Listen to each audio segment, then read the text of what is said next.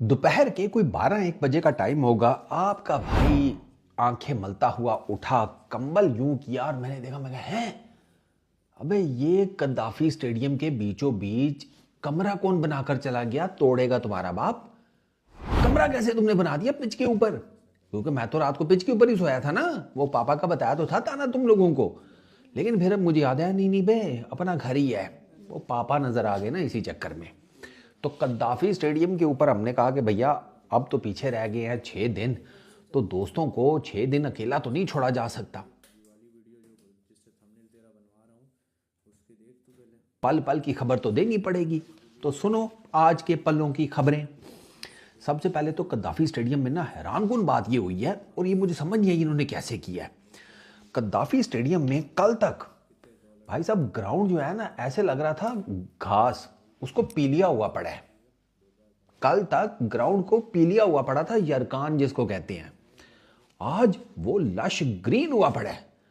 मेरी तो खोपड़ी घूम गई। मैंने कहा भाई ये क्या तरी मारी है पानी की तुम लोगों ने? इसको क्या नहीं, वो सब्जी वाले नहीं मारते वो पानी के छींटे हैं सब्जी के ऊपर, एकदम से सब्जी का रंग ही निखर जाता है। हाँ, मैं कहा कि क्या क्या पानी वानी लगाया है या कोई ग्रीन कलर का स्प्रे मार गए हो? ये एक रात में तुम लोगों ने क्या कर दिया भाई? सीरियसली लश ग्रीन हुआ पड़ा है घास। ऐसे लगता है कि जैसे वो कोई ऐसा मरीज हो जिसको चक्कर आ रही हो, ग्लूकोज की एक ड्रिप लगी हो और उसके बाद वो छलांगे मारता हुआ घर जा रहा हो। ऐसा एक रात में कद्दाफी स्टेडियम का भाई साहब ग्रास हो गया है। तो ग्रास जिसे कहते हैं लश ग्रीन निकल आया है। अच्छा, उसके बाद मैंने आपको बताया था दो एंड साइड्स के ऊपर दो स्क्रीन्स लगेंगी, डिजिटल स्क्रीन्स। एक का थोड़ा साइज छोटा है, दूसरी का बड़ा है। तो वो जो छोटे वाली है वो तो कल ही मैंने आपको बता दिया था अप एंड रनिंग है। वो जो बड़े वाली है ना, उसके ऊपर काफ़ी ज़्यादा आप यूं कह लें 80-90% उसके पैनल्स जो है ना वो लग गए हैं। तो वो मोस्ट प्रॉब्ली जब आप मेरी ये वीडियो देख रहे होंगे तो वो भी डन एंड डस्टेड हो गई होगी, वो भी अप एंड रनिंग हो चुकी होगी, छोटे वाली हो चुकी है। ये जो स्क्रीन्स है ना, ये डक्ट्रॉनिक्स कंपनी जो है इंटरनेशनल इम्पोर्टेड, हाँ बाहर का माल है, ये डक्ट्रॉनिक्स कंपनी की है। ये वो कंपनी है सर जिसके जो डिजिटल स्क्रीन्स है ना वो फुटबॉल के बड़े बड़े स्टेडियम्स में लगे हुए हैं। अच्छा, फीफा वर्ल्ड कप जो कतर में हुआ उसमें डिजिटल स्क्रीन्स इस कंपनी ने लगाई। पर्थ का जो ऑप्टा स्टेडियम है उसमें डिजिटल स्क्रीन्स इस कंपनी की लगी हुई हैं। तो यहाँ पर ना जिसे कहते हैं ना छोटा नहीं खेला गया, बड़े लेवल का सौदा किया गया, बड़े लेवल का कि इम्पोर्टेड चाहिए ऐसा कि भाई पता लगे। तो वो डिजिटल स्क्रीन जिसे कहते हैं ना लगी, और वो जो ऑपरेट हो रही थी ना तो फट के चार हो जाती है कि भैंस क्या कितना बड़ा मॉनिटर, क्योंकि वो जारी बात है कंप्यूटर ऑपरेटेड है ना। तो जब कंप्यूटर ऑन होता है तो बंदा कहता है भाई साहब इतना बड़ा फिल्म ना देख लीजिए कोई इसके ऊपर, चल तो रही है।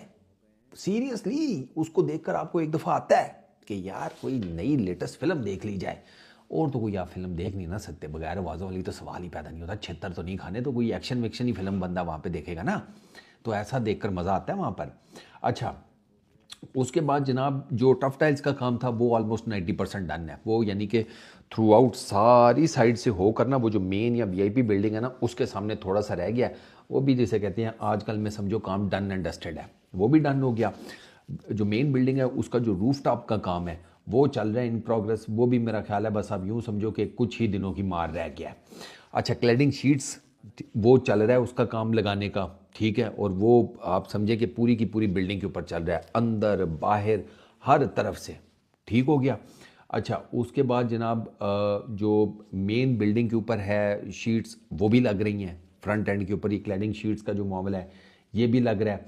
अच्छा, मेन बिल्डिंग का जितना ग्लास वर्क है वो सारा कंप्लीट हो गया है। शीशे वीशे उन्होंने कहा भैंस की आंख शीशे तो लगाओ ना, ठंडी हवाएं तो आनी बंद करो ना, बाकी काम बाद में देखा जाएगा। तो शीशे का जिसे काम है ना वो सारे का सारा डन एंड डस्टेड है। तो जो क्लैडिंग शीट्स का काम है ना वो भी समझिए आप धड़ाधड़ जारी है। अच्छा, इसके अलावा ना एक और चीज़ मैं आपको बता दूं स्क्रीन से रिलेटेड।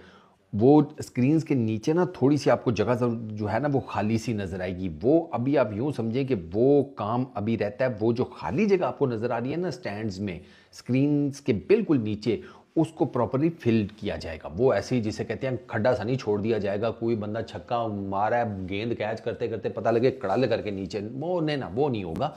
ऐसे ही चलते फिरते किसी को कैच कराते कराते उसको बेड, जिसे कहते हैं हॉस्पिटल के बेड पे थोड़ी लेटाना है। तो वो जगह जो है ना वो कवर होगी। अच्छा, ये जो स्क्रीन्स है ना ये अब आपको पता लग गया होगा, ये भाई साहब फुल टाइम इंटरनेशनल मटेरियल है।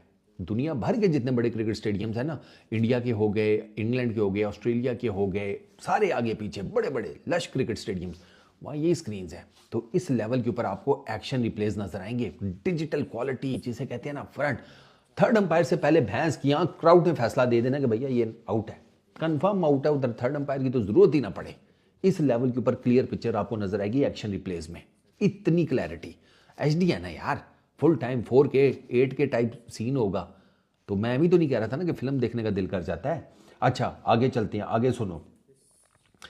मेन जो बिल्डिंग है ना, ये जो वीआईपी बिल्डिंग भी जिसको कहते हैं, इसके जितने भी सारे बॉक्सेस हैं ना, वो मीडिया बॉक्स है, हॉस्पिटैलिटी बॉक्स है, ब्रॉडकास्टर्स वालों के